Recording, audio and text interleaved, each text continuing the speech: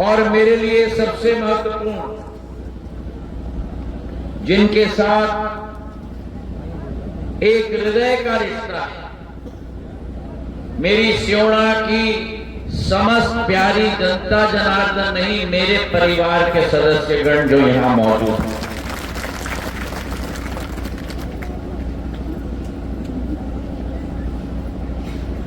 आज ये सौभाग्य मुझे प्राप्त हुआ है आपके समक्ष उपस्थित होने का। मुझे याद है नवंबर के माह में हम रूबरू हुए थे। मैंने आपसे निवेदन किया, 18 महीने की एक सरकार आई थी कांग्रेस, और वो सरकार भ्रष्टाचार की सरकार, वो सरकार अत्याचार की सरकार, और वो सरकार निरंकुश अहंकार की सरकार। उस सरकार को उखाड़ के हमने फेंका था, और मैंने आपसे निवेदन किया था कि 3 वर्ष की भारतीय जनता पार्टी की सरकार ने दिन और रात मेहनत की, एक ऐसा वातावरण जो डरावना वातावरण पूरे विश्व में, जहां कोविड काल लगा हुआ था, उस कोविड काल से एक एक व्यक्ति के जान को बचाकर निकालने की जिम्मेदारी का निर्वाह भारतीय जनता पार्टी की सरकार ने की। और वो इसलिए संभव था क्योंकि डबल इंजन की सरकार, केंद्र में मोदी जी की सरकार, प्रदेश में भारतीय जनता पार्टी की सरकार।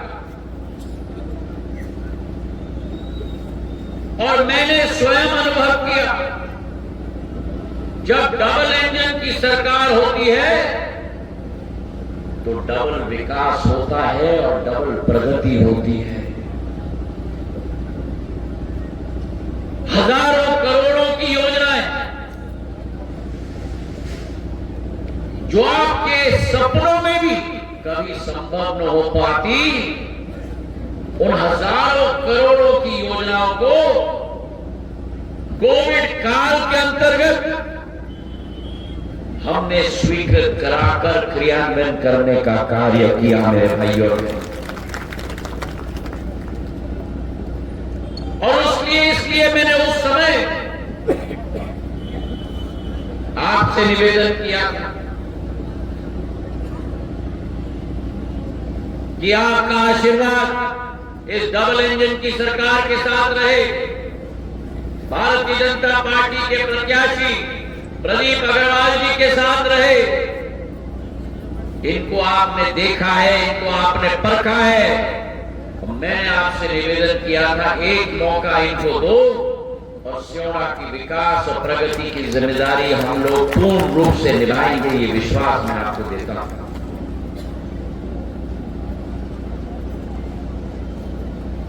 ठंड का मौसम है, मैं धन्यवाद देता हूं आप लोगों को कि इतनी बड़ी तादाद में स्योड़ा के सभा में आप सब लोग उपस्थित हो। लेकिन ये विश्वास भी आपको मैं दिलाता हूं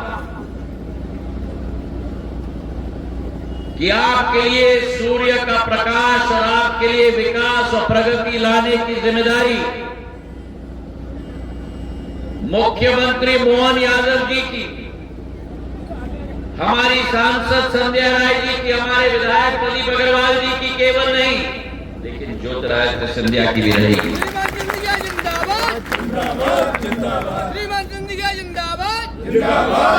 और धीरे धीरे बादल छट रहे हैं। अटल जी ने कहा था ना, बादल छटेगा, सूर्य निकलेगा, कमल खिलेगा।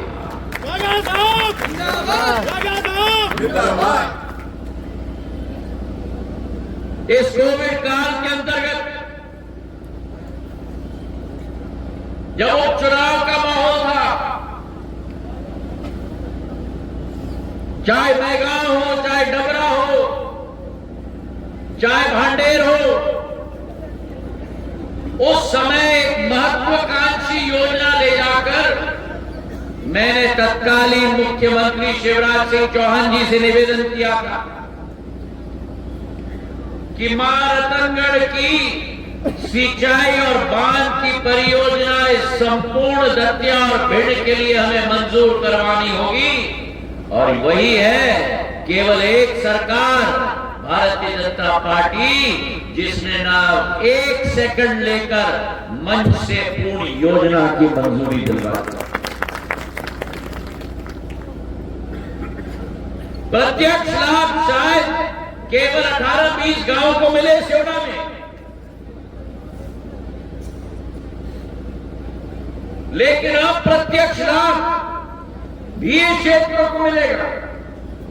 जब बांध आएगी, पानी का लेवल बढ़ेगा, सिंचाई के साधन बढ़ेंगे, हमारा जो पर्यटक क्षेत्र है उसमें एक नई रौनक आएगी। और दूर दराज से हम देखते हैं ये पूरी पट्टी, सियोड़ा से लेकर, दतिया से लेकर, भांडेर से लेकर, मैगांव, लाहौर तक लेकर, ये पूरी चंबल की पट्टी इतनी सुंदर पट्टी है, पर्यटन का स्वर्ग बन सकता है हमारा ये क्षेत्र, मेरे भाई और बहन। मैं विश्वास दिलाता हूं कि मां रतनगढ़ की सिंचाई की योजना हो, हमारे क्षेत्र में संकुआ धाम, जिसके लाखों श्रद्धालु पूरे देश में हैं, इस धाम का भी सौंदर्यीकरण और पर्यटन की योजना एक बननी चाहिए। मैंने सांसद महोदय और विधायक महोदय जी को कहा, ये भारत का समय है, ये मध्य प्रदेश का समय है, ये ग्वालियर चंबल संभाग का समय है। और प्रधानमंत्री जी का संकल्प है, जो आज ये गाड़ी आप अपने सामने देख रहे हैं, ये गाड़ी भारत सरकार की योजनाओं की प्रचार की गाड़ी नहीं है। वीडियो तो लगा है, आप सब लोग देखते भी हैं, पर ये मैं स्पष्ट करना चाहता हूं कि ये भारत सरकार की योजनाओं की प्रचार की गाड़ी नहीं है। ये गाड़ी है तो मोदी की गारंटी की गाड़ी है। और मोदी की गारंटी का मतलब कि मोदी जी की उस गारंटी को पूर्ण करने की गारंटी की गाड़ी है ये।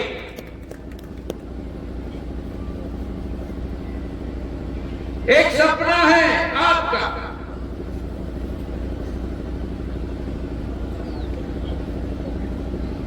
एक विकसित क्षेत्र, एक प्रगतिशील क्षेत्र देखने का। प्रधानमंत्री जी ने आपके सपने को अपना संकल्प बना दिया है। और प्रधानमंत्री जी जब किसी सपने को अपना संकल्प बनाते हैं तो ना सोते हैं, ना रुकते हैं, ना झुकते हैं, जब तक उस संकल्प को सिद्धि के रूप में परिवर्तित करके आपको समर्पित न करें।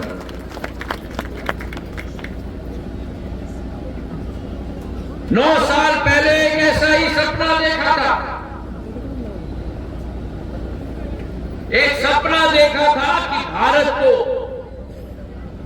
एक विकासशील देश नहीं लेकिन एक विकसित देश में परिवर्तित करने के लिए एक सपना देखा था। भारत को एक आत्मनिर्भर देश के रूप में विश्व पटल पर उजागर करने के लिए एक सपना देखा था। भारत को विश्व का विकास का मार्गदर्शक के रूप में परिवर्तित करने के लिए एक सपना देखा था कि भारत एक गरीब श्रेणी का भारत नहीं रहे लेकिन भारत एक गौरव की श्रेणी का भारत रहे। एक सपना देखा था कि गरीब युक्त भारत को आपको और हमें मिलकर एक गरीब मुक्त भारत बनाना होगा मेरे भाई और बहनों। और ये विकसित भारत संकल्प यात्रा उसी संकल्प को क्रियान्वयन करने वाली यात्रा है। कोविड के काल में जब गरीब के पास खाने के लिए दाने नहीं होते थे, किसी और राष्ट्रपति या प्रधानमंत्री ने नहीं सोचा, लेकिन केवल एक प्रधानमंत्री नरेंद्र मोदी थे जिन्होंने 80 करोड़ भारत के गरीबों के लिए गरीब कल्याण अन्न योजना लागू करके घर घर में राशन पहुंचाने का कार्य किया। और अब वो योजना 5 साल और चलेगी। पहले आपको राशन के दुकान के चक्कर लगाने पड़ते थे, राशन के दुकान में भ्रष्टाचार होता था। आज राशन आपके घर पर दस्तक दे रहा है। ये परिवर्तन नरेंद्र मोदी जी के शासनकाल में, जहां गरीब कल्याण अन्न योजना की शुरुआत की, वहीं प्रधानमंत्री उज्ज्वला योजना, आज मेरे बहनों को हम सब ने मिलकर उज्ज्वला का चूल्हा प्रदान किया, गैस का कनेक्शन प्रदान किया। किसी ने महिलाओं के बारे में नहीं सोचा। अगर किसी ने सोचा तो केवल प्रधानमंत्री नरेंद्र मोदी जी ने सोचा, जो महिला लकड़ी के आधार पर फूक फूक के खाना बनाती थी और अपने फेफड़े में 2 पैकेट सिगरेट रोज निकलती थी, उस महिला के लिए आधुनिक चूल्हा और गैस का कनेक्शन प्रधानमंत्री नरेंद्र मोदी जी ने घर घर तक पहुंचाया है मेरे भाई और बहन। और 9 साल के अंदर 10 करोड़ महिलाओं को चूल्हा और गैस कनेक्शन दिलवाया। 9 साल के अंदर, मतलब 1 साल में 1 करोड़ 10 लाख महिलाओं को। यह आसान काम नहीं है। जहां उज्ज्वला योजना हो, जहां गरीब कल्याण अन्न योजना हो, वहीं एक बेघर को छत दिलवाने का काम, प्रधानमंत्री आवास योजना। अब कई लोग कहते हैं कि ये योजना पहले भी तो चल रही थी। हाँ, चल रही, बिल्कुल चल रही थी, लेकिन 65 वर्ष आजादी के 65 वर्षों में केवल 3 करोड़ घर बने और प्रधानमंत्री जी के 9 साल के शासनकाल में 9 साल केवल 4 करोड़ घर बना के दे दिया है। और इसलिए कहते हैं कि मोदी है, मोदी है, अभी सुनाई नहीं दिया, मोदी है, मुमकिन है, वो मुमकिन है।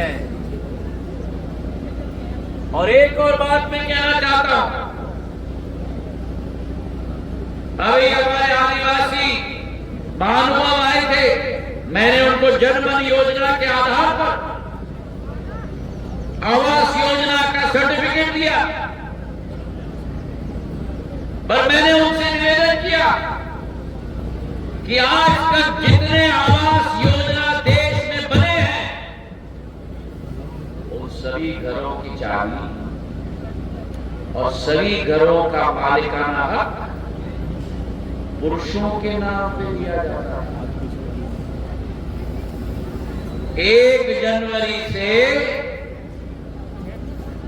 प्रधानमंत्री जी ने निर्णय लिया है कि जो भी घर देश में प्रधानमंत्री आवास योजना के तहत बनेगा उसकी चाबी और उसका मालिकाना हक सर्टिफिकेट के द्वारा महिलाओं के नाम पे आना चाहिए। अब देख लो महिलाएं, आपने तो ताली बजाई, पर मैं चारों तरफ देख रहा हूं एक पुरुष की ताली बजाओ ताली। अब बताओ मुझे, घर कौन चलाता है? कौन चलाता है घर? अगर घर महिलाएं चलाती, जमीन आपके नाम पे, ट्रैक्टर आपके नाम पे, बिजली का कनेक्शन आपके नाम पे, अगर घर महिला चलाती हैं तो घर का मालिकाना हक महिलाओं के नाम पे होना चाहिए कि नहीं? बोलो मेरी महिला, होना चाहिए। होना चाहिए कि नहीं? होना चाहिए। अरे जोर से बोलो, होना चाहिए कि नहीं? होना चाहिए कि नहीं? होना चाहिए कि नहीं? अब देखो सारे पुरुष चुपचाप खड़े। होना चाहिए कि नहीं इनके नाम पे? होना चाहिए कि नहीं? बड़े दबे आवाज में कह रहे हैं होना चाहिए। आप सुन लो, अगर जोर से नहीं कहोगे घर जाके रोटी नहीं पकेगी। अब बोलो मुझे, होना चाहिए कि नहीं? होना चाहिए। होना चाहिए कि नहीं? अरे पीछे बोलो मेरे पुरुष, होना चाहिए कि नहीं? हाँ, अब घर पे भी पूछ लेना चाहिए होना चाहिए कि नहीं। अगर पुरुष कहेगा नहीं होना चाहिए तो रोटी उनको ना बनाओ। आवास योजना तैयार करो। आज कई लाभार्थियों को हमने आयुष्मान कार्ड दिया। मुझे बोलो, आप 65 वर्ष आजादी के हो गए, एक प्रधानमंत्री ने गरीबों के स्वास्थ्य के बारे में नहीं सोचा। पहले प्रधानमंत्री जिन्होंने गरीबों के स्वास्थ्य के बारे में सोचा वो प्रधानमंत्री नरेंद्र मोदी जी, जो आयुष्मान कार्ड बनाकर, भगवान न करे पर अगर किसी को गरीब घर के अंदर किसी को दिल का दौरा पड़े, पेट का ऑपरेशन करना पड़े, गुर्दे में या फेफड़े में कठिनाई आए, अस्पताल में आ जाओ, 1 लाख का बिल बना देते हैं। गरीब के पास पैसा कहां? ये काम अगर किसी ने किया तो प्रधानमंत्री नरेंद्र मोदी जी ने किया, जहां 5 लाख रुपए का स्वास्थ्य लाभ आपके लिए निःशुल्क केंद्र सरकार के द्वारा दिया जाता है। और देश के अंदर आज तक 30 करोड़ रुपए, 30 करोड़ लोगों को आयुष्मान कार्ड धारक बनाया गया है। 30 करोड़। देश की 20% आबादी, इंग्लैंड, फ्रांस और दक्षिण अफ्रीका की 3 गुना ज्यादा आबादी। तो प्रधानमंत्री ने आयुष्मान कार्ड में 5 लाख रुपए का स्वास्थ्य का कवरेज दिलवाया है। 77,000 करोड़ रुपए 9 वर्षों में इस योजना में गरीबों के स्वास्थ्य के लिए खर्च करते हैं। तो चाहे आवास योजना हो, आयुष्मान कार्ड हो, हमारा उज्ज्वला योजना हो जिसका स्टॉल देख रहा हूं मैं, कितने लोगों का पंजीकरण हुआ उज्ज्वला के स्टॉल में? कलेक्टर साहब, माकन जी, 20 के लगभग का आज पंजीकरण हुआ है उज्ज्वला स्टोर में। और मुझे खुशी है कि 50 दिन में प्रशासन ने ये मोदी की गारंटी की गाड़ी गांव-गांव और ग्राम पंचायत में ले जाकर आवास योजना में 200 लाभार्थियों को चिन्हित किया है। उज्ज्वला योजना में 350 लाभार्थियों को चिन्हित किया है और आयुष्मान कार्ड में 12,000 लाभार्थियों को चिन्हित किया है। मेरे भाइयों और बहनों, मेरा कहने का तात्पर्य क्या है? मेरे कहने का तात्पर्य यह है कि 65 वर्ष आपके माँ बाप, आपके दादा और दादी सरकारी अफसरों के ऑफिस के चक्कर लगाते थे। लाभार्थी हो, आयुष्मान कार्ड चाहिए, पेंशन चाहिए, जमीन का मालिकाना हक चाहिए। प्रधानमंत्री नरेंद्र मोदी जी के कार्यकाल में आपको किसी प्रशासन का चक्कर नहीं लगाना। मोदी की गारंटी के साथ, गारंटी की गाड़ी के साथ पूरा प्रशासन आपका चक्कर लगाएगा और आपका रजिस्ट्रेशन करवाएगा। ये मोदी की गारंटी है मेरे भाई और बहन। पिछली सरकारों की सोच थी तुष्टीकरण की, मोदी जी की सरकार की सोच है तुष्टीकरण की नहीं। मोदी जी की सरकार की सोच है संतुष्टीकरण की। वो सरकार तुष्टीकरण की, मोदी जी की सरकार संतुष्टीकरण की। और जहां आज धन्यवाद मैं आपको देने आया हूं, प्रदीप जी को आपने अपना भरपूर आशीर्वाद दिया। विकसित भारत योजना की शुरुआत इस शेवड़ा क्षेत्र में और समापन शेवड़ा क्षेत्र में हम लोग कर रहे हैं। वही कल का दिन 22 जनवरी 2024, 500 साल बाद मेरे भाई और बहनों, राम लल्ला अयोध्या पधारे थे।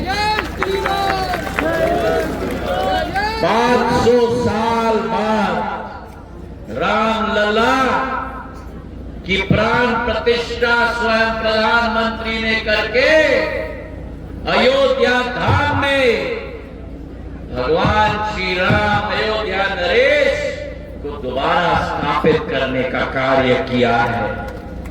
ये भारत माता अपने एक सुपुत्र की इंतजार कर रही थी। एक ऐसा सुपुत्र जो दोबारा भारत की आर्थिक शक्ति केवल नहीं, लेकिन भारत की आध्यात्मिक शक्ति को स्थापित करे। और कल का दिवस हमारे इतिहास के स्वर्ण अक्षरों में लिखा जाएगा, क्योंकि कल का दिवस जहां 9 वर्षों में केदारनाथ धाम, बद्रीनाथ धाम, उज्जैन का महाकाल लोक, काशी विश्वनाथ का कॉरिडोर, दक्षिण भारत के मंदिर और कल का दिवस अयोध्या धाम की स्थापना दोबारा हुई है। तो मेरे साथ बोलो, सियावर रामचंद्र भगवान की जय।